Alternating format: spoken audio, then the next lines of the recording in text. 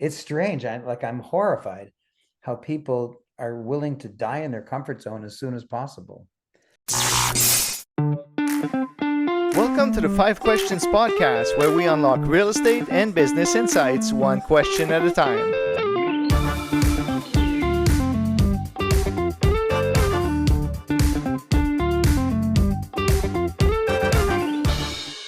Hi there, this is Wise here from Save Max Superstars Realty, the wise guy of real estate. If you are a buyer on the fence, waiting to buy, this is the time to buy. What are you waiting for? So why should you buy? Here are a couple of reasons. We've got skyrocketing inventory, we have low interest rates, and we've got sellers desperate to sell. And in this market, you can definitely get a good deal. So if you're looking to buy in Ontario or Dubai, I'm your guy, the wise guy of real estate. Call me at 416-876-9960. Get your deal done. Welcome to the 5 Questions Podcast. I am your host, Mario Lamar. Our guest on today's show, I'm so happy he's here.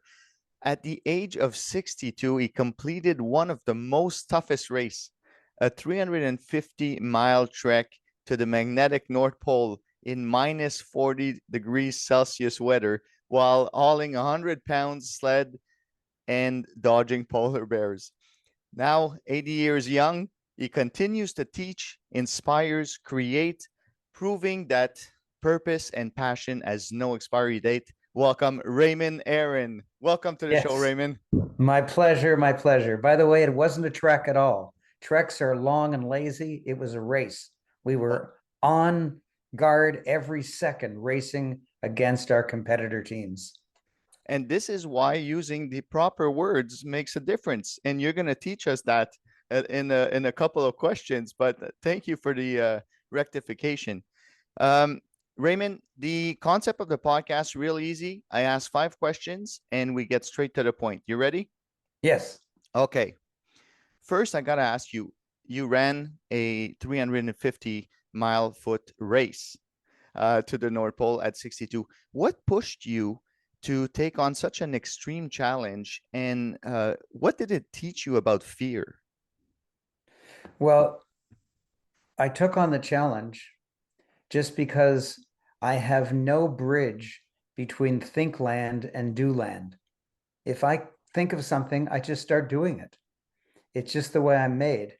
And so my life is a sprinkling of the craziest, most adventuresome things you could ever imagine. So polar race was indeed one of them. I trained for 2 years from age 60 to age 62, every single day, 1 hour to 10 hours a day for 2 years. Wow. And if I was tired one day and didn't want to exercise, I'd say to myself, maybe not exercising today is what will stop you getting to the North Pole. I said, oh, darn it. And I'd get out and train for a few hours that day. But what lesson did I learn? I learned a gigantic lesson. Yeah. I learned that people don't live. They don't live in their city. They don't live a life. They live in the tiniest little piece of life. For example, no matter how long they've lived in a city, 90% of the roads they drive on are the same 10 or 20 roads. Yeah. 90% of the restaurants are the same they go to all the time. And even worse, when they get there, they order exactly the same thing at that restaurant every single time. If people like 72 degrees Fahrenheit as the temperature inside their home, if it happens to go to 74, they go straight to death. They say, I'm boiling. And if it drops to 70, they go straight to death. I'm freezing. Yeah. And so I found that I was, for a month in the high Arctic, so far out of my comfort zone. There was no comfort zone. It was insane. I had to do 20 miles in a day to make it. That was like the gold standard. If you can do 20 miles in a day, which actually is roughly 40 miles, hauling a 100-pound sled on ice. And the reason it's double is because I had to keep track of where the sun was and what the time of day was to figure out where north was. and I was out by 20 degrees either way. So I would meander to the North Pole, not go straight to it. Furthermore, there would be bumps, and the bump would, of course, be an island. The race was completely on the Arctic Ocean. So we had to go around it. Well, once we went around it, I would just have to pure guess where north was. And so 40 miles in a day on ice, hauling a 100-pound Oh, sled at minus 40 degrees. Yeah. But so the biggest answer to answer your question number one is that I noticed that I actually live in the city I live in, and most people just exist in the tiniest portion. Yeah. I'll give you an example. I was giving a speech in Texas to support a program that I was teaching in Florida. And one guy came up to me, looked like 50, 60 years old, and he said, Florida? This is Texas. I was born in Texas. I've lived in Texas all my life. I've never left the state lines. Texas. To myself, and you're proud of this? Yeah. And so that's an example of people, they just cuddle inside their tiniest comfort zone. You're a true inspiration when it comes to getting out of your comfort zone. You did it in a big non-fashion way, but the slightest details, the slightest change that someone can bring in their life, such as, changing the routine, like you say, can impact your life tremendously. Yes. So People go to exactly the same movies. Yeah. They read exactly the same magazines.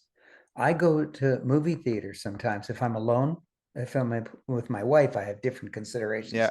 But if I go alone, I will purposely choose a movie I would never go to, like a children's movie or a horror movie. I don't like those movies, but I go to it, and I'm surprised that I have a preconception of how terrible they are, but I'm wrong. Yeah. We'll go to question number 2, because again, talking about inspiration. Now you say it, you're 80 years old and you still producing new content and leading workshops.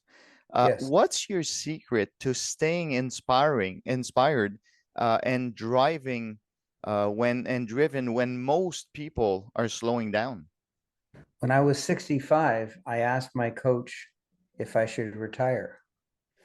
And he said, look it up. I said, look it up. I know what retire means. He says, look it up. So I looked it up, and it says retire, to take out of useful service. I said, dear God, I don't want to be taken out of useful service. But I noticed that people who hate their jobs or who don't like their jobs, they are eager to retire, eager. In fact, in unions, they actually know the date 20, 30 years from now where they're actually going to be able to retire. Well, I've decided to live in abundant health until age 120 and die on my birthday.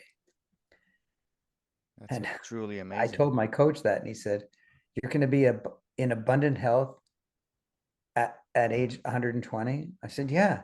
He said, well, then why would you die in abundant health? Yeah. And furthermore, how gruesome to want to die on your birthday.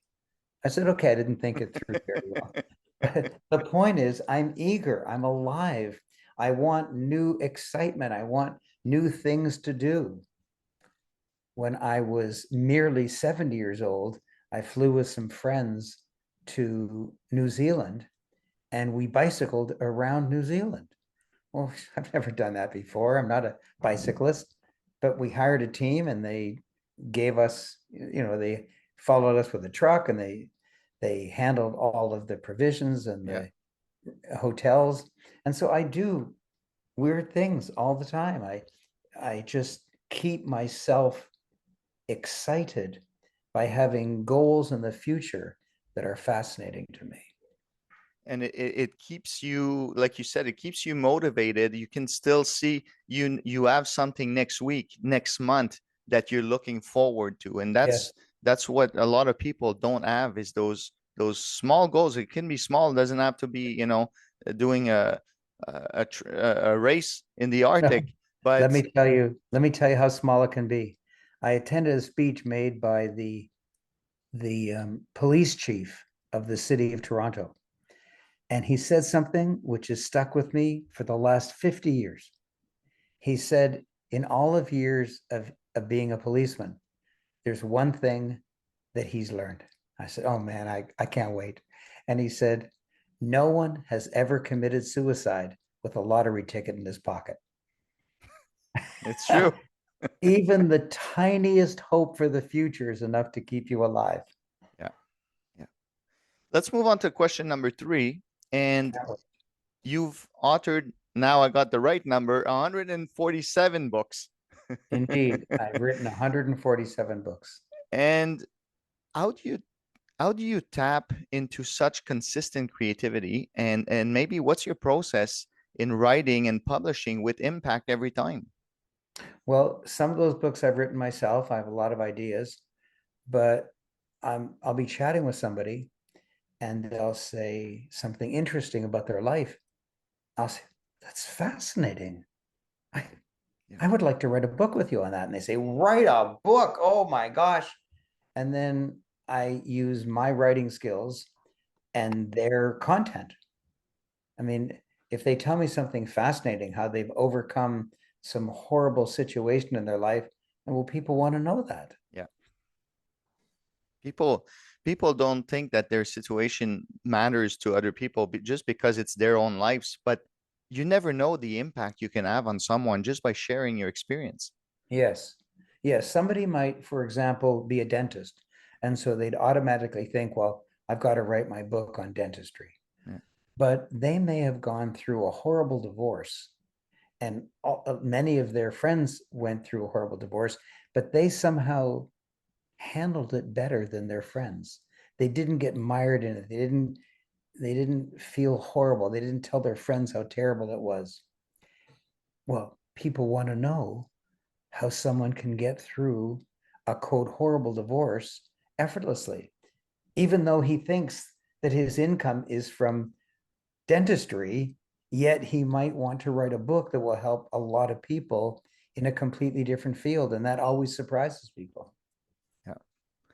Well, it's truly amazing. And this goes with what I believe is partnerships. You said you haven't written all of the books yourself. You partnered with people using their story, and this is where we can go further in life. Yes. Don't try to do it alone. Partner with people. You never know. If you want to go fast, go alone. If you want to go far, go with the team. That's an African proverb, and it's true. Yeah, it's true. Question number 4. We talked about your speeches and your workshops. You taught over 5,000 times across 5 continents. Which moment or which speech stands out to you as truly life-changing for either you or your audience?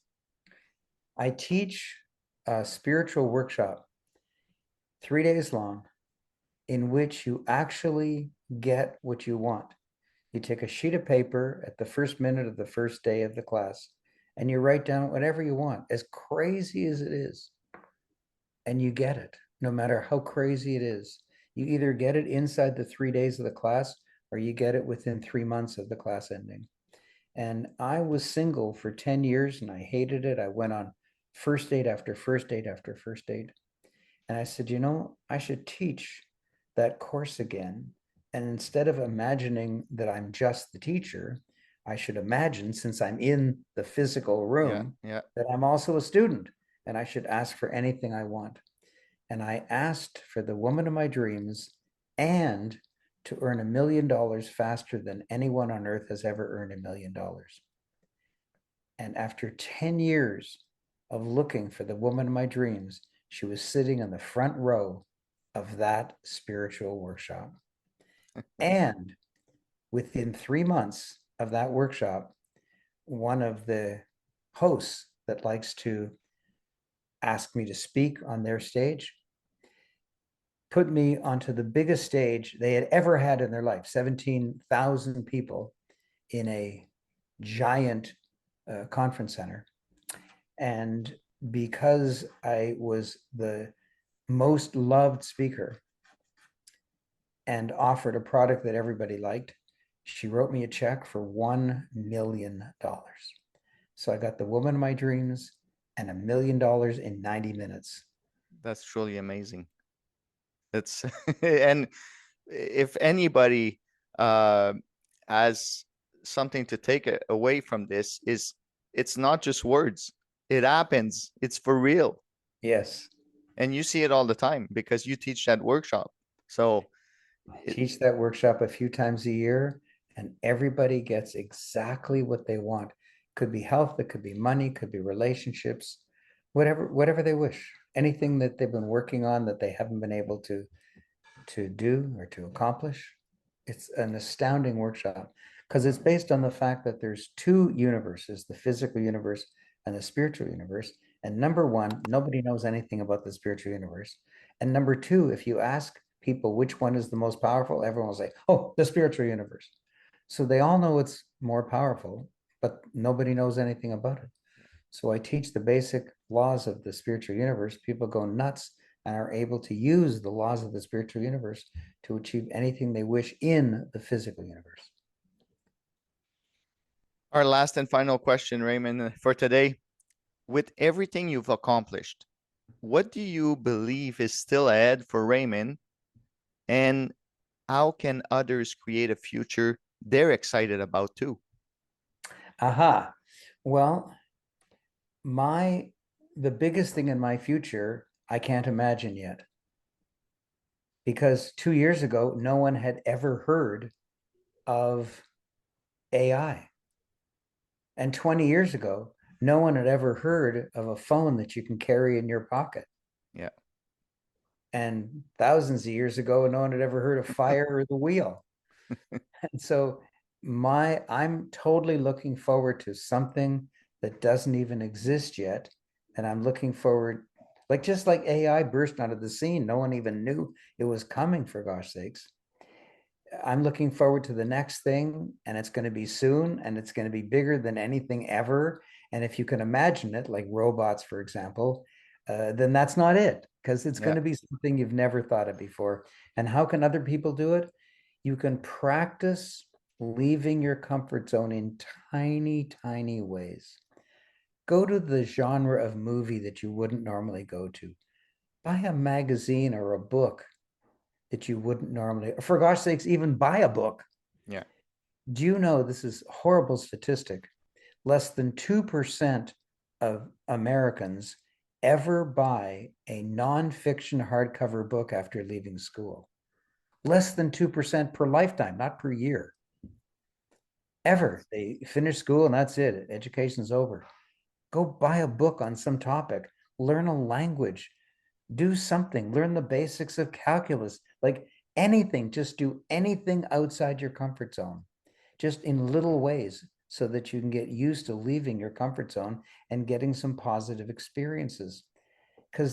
Because most people are just trying to creep safely to their grave. They're just like, sometimes I give talks on investment and I'm 80, and someone in the audience will say, well, it's not for me. I'm 50. I'm shutting her down. Shutting her down? You're trying to die already? Like, Yeah. I'm 80 and I'm investing. I'm teaching you how to invest. And they say, no, no, not for me. It's strange. I'm horrified how people are willing to die in their comfort zone as soon as possible. They say they want to live a long time, but each year is so similar. Why bother? Yeah. People are not, they're just programmed by society in a certain way where it's if you just open your I forget how to call it, the horse's Oh, the blinkers. the blinkers. If you just take off the blinkers, you see that the world out there is so much more bigger Yes. than you imagined it, you know. And I've traveled probably a quarter of the world in the last 4 years, and in countries that I never thought I would go, and it's so beautiful. I Yes. encourage everybody to do the same. It opens your eyes into your mental state into other things.